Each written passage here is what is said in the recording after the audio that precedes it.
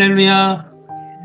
오늘은 재미있고 쉽게 배우는 성경 공부 6번째 시간입니다. 특별히 직분자와 교회 생활에 대해서 함께 나누려고 합니다. 우리가 직분을 받게 되면 이제 교회에서 여러 가지 이제 또 사역을 하게 되잖아요. 그래서 우리가 그동안 교회 생활하고 하면서 그런 많이 보았지만 그래도 특별히 직분을 받고 나서 사역의 현장에 직접 뛰어들 때 뭘 어떻게 해야 되는가 이런 또 혼란이 있기도 합니다. 그래서 특별히 우리 임직받고 직분받은 분들, 우리 장로님이나 권사님이나 서리집사도 마찬가지입니다. 누구나 우리에게 하나님이 단지 직분을 주시면 그 직분을 갖고 우리가 이제 사명을 감당해야 되는데, 특별히 교회 안에서 그 직분을 어떻게 사용해야 되는가에 대한 그런 내용들을 잠깐 오늘 나누려고 합니다. 올려드린 PPT 자료를 참고하셔서 함께 나누겠습니다.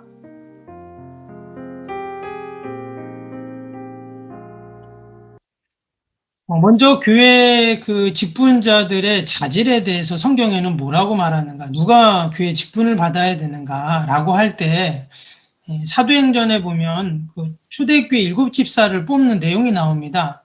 거기에 보면 누가 교회 직분을 받는가, 성령 충만한 사람을 뽑으라는 거예요. 지혜가 충만한 사람, 또 믿음이 충만한 사람, 또 사도행 2장에 보면 칭송받았다 이런 말씀이 나오잖아요. 그래서 세상으로부터 또 하나님으로부터 칭찬받는 사람이 직분자가 되어야 된다, 이런 기준을 말씀을 하고 있습니다. 목사님, 저는 여기 해당되는 게 없는데요.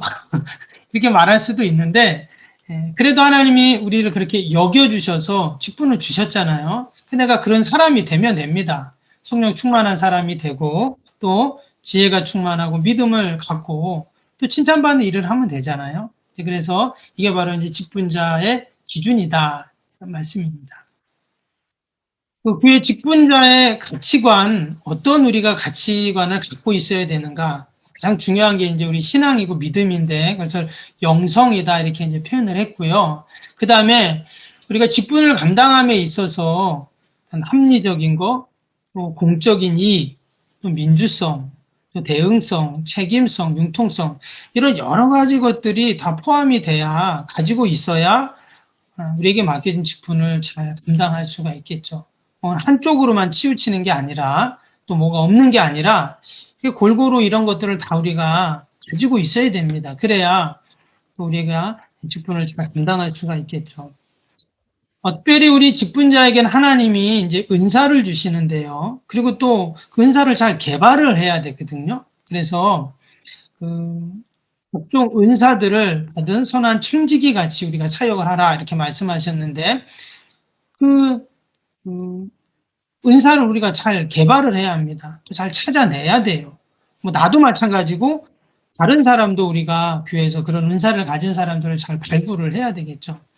뿐만 아니라 그 은사를 가진 사람들을 잘 골고루 배치를 해야 됩니다. 그렇죠? 그래서 찬양 잘하는 사람은 뭐 해야 돼요? 찬양대나 또는 그런 찬양단에 들어가야 되겠죠. 또 아이들을 잘 가르치는 분이다. 그러면 교회학교 교사를 하면 제일 좋잖아요. 또 나는 이런 음식을 잘 만든다. 그럼 이제 봉사부에 들어가서 또 식당에서 봉사하실 수도 있고, 이런 여러 가지 은사들을 잘 배치를 해야 되겠죠. 그 다음에 훈련을 해야 됩니다. 은사가 있지만 그것을 훈련하지 않으면 안 되잖아요. 그래서 끊임없이 계속 훈련하는 그런 일들이 필요하고, 또 그런 직분자들을 우리가 늘 칭찬하고 격려하고 배려하고 또 서로 그런 것들을 개발하는 이런 일들이 계속 지속적으로 이어져야 한다는 것입니다.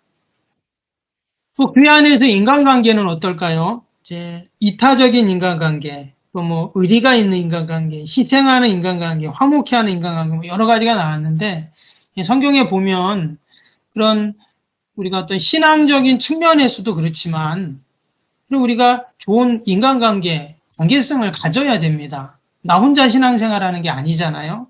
그래서 그 아브라함과 롯의 모습을 보면, 참 아브라함이 롯에게 어떻게 합니까? 이렇게 배려를 하잖아요. 네가 먼저 선택해라. 좋은 땅을 선택하라. 이런 이타적인 그런 모습이 아름다운 인간관계를 갖겠죠. 다윗과 요나단도 보시면 어찌 보면 다윗과 요나단은 원수 관계가 될 수 있는데 그런데 서로 좋은 친구였잖아요. 서로 도와주는.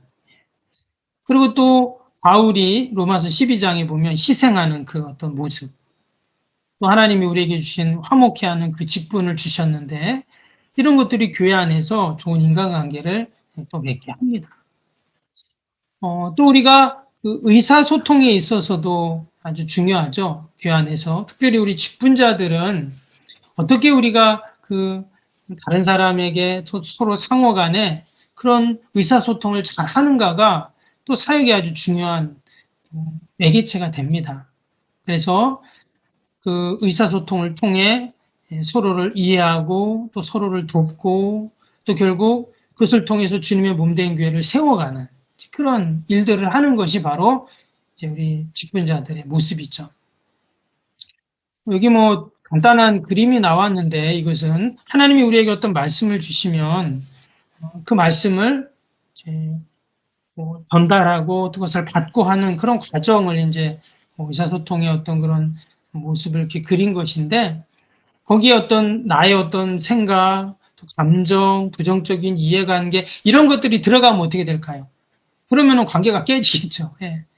그래서 우리가 할 수만 있다면 하나님의 말씀을 기준으로 또 우리의 믿음으로 이런 의사소통도 교회에서 잘해야 된다 하는 그런 이야기입니다. 또 직분자가 가져야 할, 지녀야 할 리더십이 있잖아요. 예.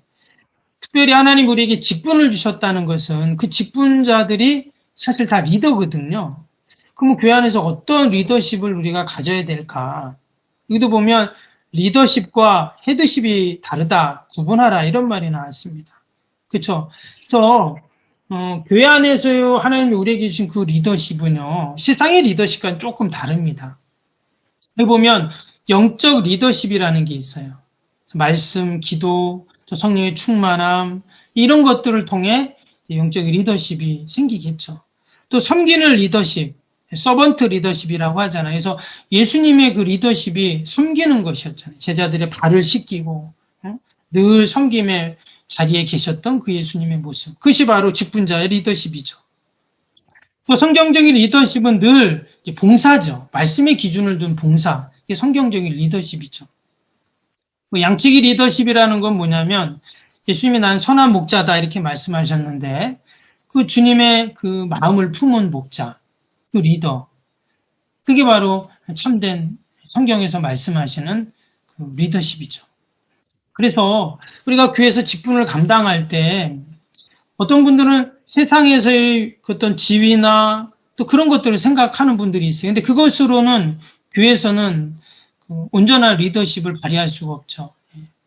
세상이라는 것은 어떤 상하 구조잖아요. 근데 교회는 결코 상하 구조가 아니잖아요.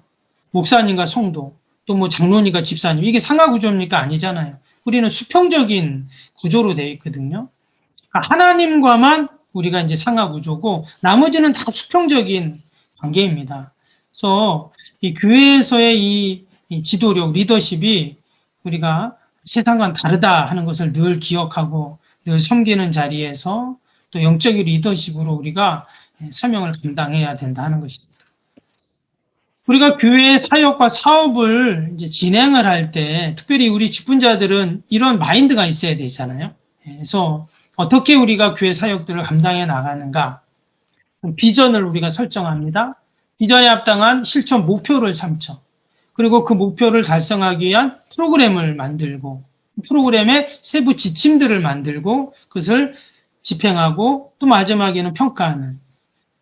사실 뭐 세상도 다 그렇게 하지만 교회에서의 이 하나님의 사업들, 사역들을 진행해 나아갈 때 우리가 좀 어찌 보면 좀 세상 사람들은 이런 걸 되게 잘하잖아요. 그렇죠? 직장에서는 이런 걸 상당히 중요하게 생각하고 꼼꼼한데 또 어떤 면에서 교회에서는 좀 이런 부분이 약해요. 그래서 어쩔 때 막 대충 하는 경우도 있습니다. 은혜로 하지 하면서. 근데 그런 은혜가 아니죠. 거기서 말하는 은혜는. 어찌 보면 교회 사역은 더 우리가 철저하게 계획하고 또 그 일들을 진행해 나가야 된다는 것을 다시 한번 생각을 해봅니다. 또 교회 회의가 있는데 특별히 우리 직분자들은 이 회의법이나 교회 회의에 대한 내용을 잘 숙지를 해야 됩니다. 우리가 그 남녀 선교의 원례에도 있지만 또 우리 재직회도 있고 또 당회도 있고 공동위회도 있고 사실 우리가 많은 회의 모임이 있거든요. 그래서 우리 직분자들은 기본적인 이 회의에 교회 회의에 대한 그 내용들을 좀 알고 있어야 됩니다. 종종 어떤 분들은 그냥 회의할 때 이런 어떤 기본적인 회의법을 무시하고 그 원칙을 무시하고 막 그냥 진행하는 경우가 있어요. 그렇게 하면 요즘에는 사람들이 싫어합니다. 그래서 교회 회의의 목적, 원칙, 또 내용, 또 이런 것들을 좀 우리가 잘 알 필요가 있다는 것을 다시 한번 말씀을 드리고 그 내용은 제가 한종직 그 세미나 때도 한번 했었는데요. 그 회의하는 방법, 회의법에 대해서는 제가 다시 한번 다음에 한번 올려드리도록 하겠습니다. 교회 문서 관리는 뭐냐면 이제 여러분 교회에 많은 비치해야 할 문서가 있습니다. 당회가 비치할 거, 사무실에서 비치할 거, 또 기관과 부서에서 비치할 서류들, 교회 행사 관련 서류들 이런 것들이 이제 좀 잘 관리가 돼야 되잖아요. 이번에도 저희 60주년 행사하면서 제가 좀 교회 자료들 이렇게 좀 전시를 이제 하려고 이제 이렇게 좀 찾아보는데 사실 좀 자료가 많이 없어요. 여러 가지 이유가 있는데 근데 우리가 자료를 잘 구비를 해놔야 됩니다. 그래 나중에 사실 우리가 교회 책자, 자료 책자들을 만들 수도 있고 또 이번처럼 이렇게 자료 전시회 같은 거 할 때 그런 자료가 있어야 되잖아요. 특별히 서류 같은 거는 꼭 필요합니다. 그래서 서류도 잘 우리가 보관을 해야 되는데 교회 헌법 책에 보면 그런 기본적인 비치해야 할 서류들을 또 이야기를 하고 있어요. 또 직분자로서의 교회 예절, 이거는 너무나 당연한 것이죠. 예배 참여자로서의 예절, 또 순서 담당자들이 또 가져야 할 예절. 요람에 보면 그 부분은 잘 이렇게 기록을 해 놓았습니다. 또 교회 생활할 때 언어 생활, 또 우리의 몸가짐, 이런 것들도 우리 직분자들은 꼭 알아야 되겠다는 것입니다. 네, 이상입니다.